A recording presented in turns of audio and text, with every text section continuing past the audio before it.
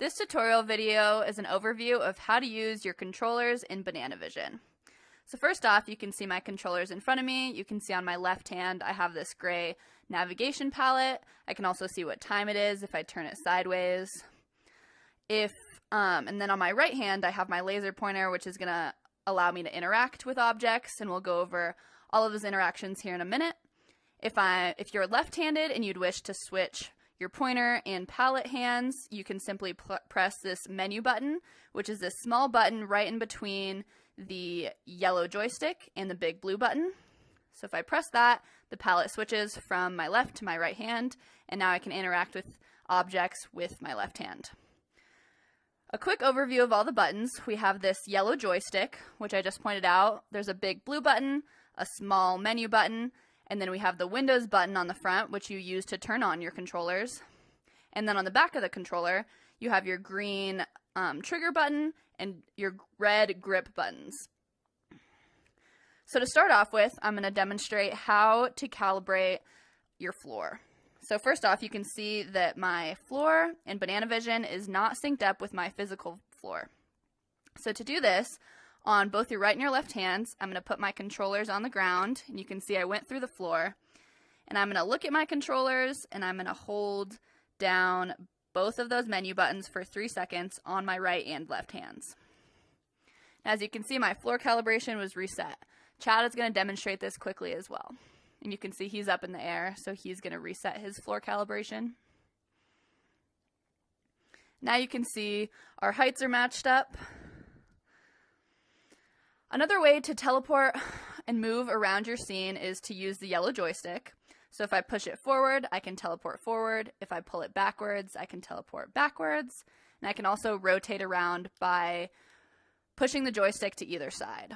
This is a great way to move around your room if your professor is demonstrating something and you don't have a good view of it and you have limited space in your home. You can simply use the yellow joystick to teleport closer and get a better view. You can use the green trigger button to select objects. So if I point at this rock, pull the green trigger, I can pick up this rock and I can move it. If I release it, I can set it over here, or I can move it side to side, up, down, wherever. You can also move objects by selecting the green trigger and using the yellow joystick to bring them closer to you or push them farther away. The red grips are used for resizing objects. For example, if I have this rock in front of me, I can put my hands off to the side, I can hold down both of those red grips, and I can make the rock smaller or larger. It's easier to resize objects if they're close to you. For example, if I try and resize this rock while it's far away from me, it'll just continue to get farther away. So it's best to keep objects that you want to resize close to you so you can really manipulate them well and rotate, and it makes it a lot easier. Another function of the red grip button that's useful is if you grab an object and hold down the red grip, you can easily rotate it with one hand to look at it from different perspectives. Next, we're going to demonstrate a couple functions used during class sessions. For example, when you're going to join your recitation section, your professor is going to put you in ghost mode, which means they're not going to be able to see or hear you. Chad is going to turn on ghost mode right now, so you have an example of what that would look like. As you can see, my microphone icon went out. You can see that that's not in use. And in your headset, you will be able to see a tiny ghost in the bottom aspect of your visual field. Now Chad's going to unghost me.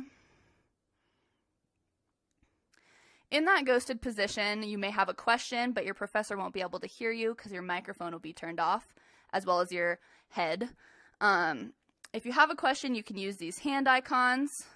If it's a course-related question, you'll press the red hand icon, and you'll also see a hand in the bottom aspect of your visual field. Pressing this red course question icon will indicate to your professor that you have a question about the content of the class, and they will then be able to turn your microphone on to answer your question. If you're experiencing a technical issue, you can press the blue hand, and your professor will be indicated or told that you are experiencing a technical issue.